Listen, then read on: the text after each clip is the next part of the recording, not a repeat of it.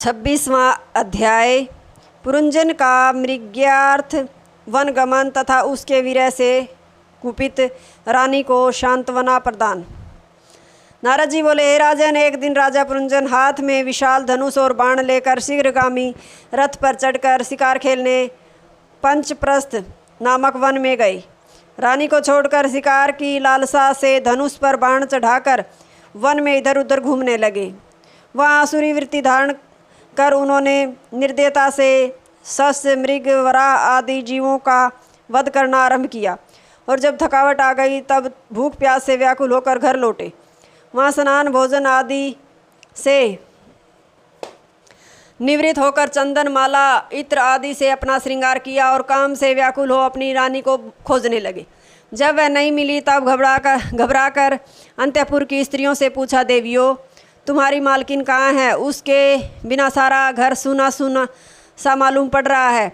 वह समय समय पर ज्ञान का उपदेश देकर मेरा दुख दूर करती थी, आज वह कहाँ गई? स्त्रियों ने कहा, राजन, तुम्हारी रानी के मन की बात तो हम जानती नहीं, न जाने क्यों वे आज नाराज होकर बिना बिस्तर के जमीन पर पड़ी हैं। नारद जी ने कहा, हे राजन, पुरंजन इस प्रकार अपनी स्त्री को पृथ्वी पर पड़ी देखकर घबरा उठे और अति मधुर वाणी से उसे मनाने लगे। उसके पैर छूकर उन्होंने उसे अपनी गोद में बैठा लिया और बोले, देवी, मैं आज तुमसे बिना पूछे शिकार खेलने चला गया था, मुझे क्षमा करो या दंड दो, पर एक बार अपना सुंदर मुख ऊपर उठाकर मुझे दिखा दो। यदि किसी दूसरे ने तुम्हारा कोई अपराध किया हो तो बतलाओ, मैं उसे उचित दंड दूंगा। तुम्हारा मुख आज मलिन और क्रोधयुक्त मालूम पड़ता है, अधरोष्ट की लालिमा भी छूट गई है, तो तुम अब मुझ पर प्रसन्न हो जाओ और मेरा अपराध क्षमा करो। मैं तुम्हारे मनोरथ पूर्ण करने वाला सेवक हूँ, मुझे अपना लो और क्रोध शांत कर एक बार मुझे अपनी प्रेम भरी दृष्टि से निहार लो। चतुर्थ स्कंद का 26वां अध्याय समाप्त। हरिओम। 23वां अध्याय पुरंजन का रानी से विहार, नगर पर चंडवेग का आक्रमण और उसकी कन्या जरा का नारद जी को शाप। नारद जी बोले, हे राजन, राजा पुरंजन की पूर्वोक्त चाटुकारिता सुनकर रानी उस पर रिझ गई और प्रेम भरी चितवन से उसे निहारती हुई उसके साथ विहार करने लगी। राजा और रानी दोनों ने अद्भुत श्रृंगार किया और वे दोनों परस्पर एक दूसरे पर मुग्ध हो गए।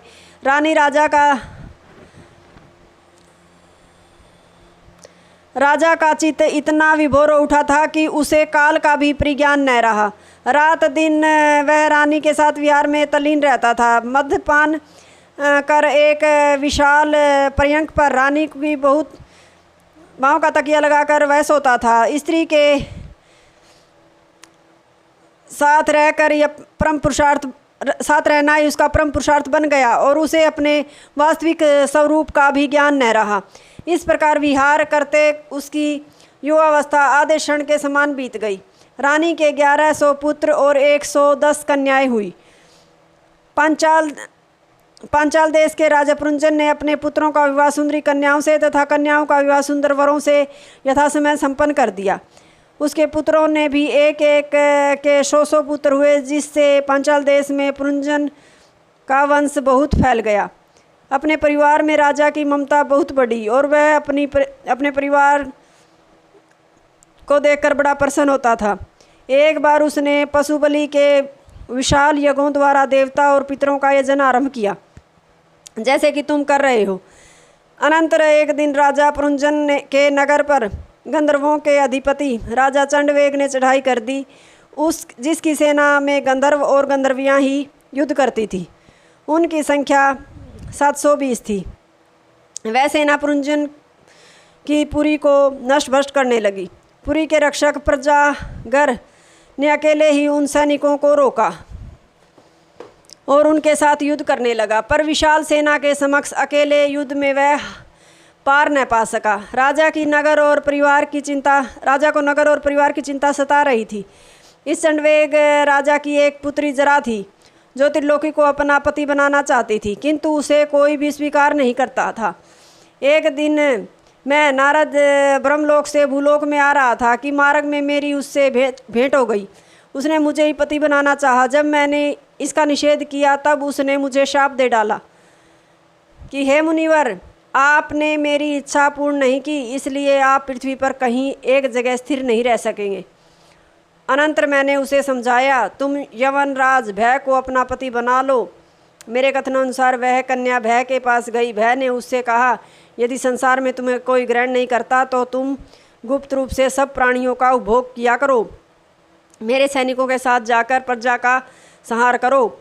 पर ज्वार मेरा भाई है और तुम मेरी बहन बन जाओ। मैं तुम दोनों के साथ गुप्त रूप से संसार में भ्रमण कर तुम्हारा मनोरथ पूर्ण करूँगा। चतुर्थ स्कंद का 27वां अध्याय समाप्त। हरिओम तत्।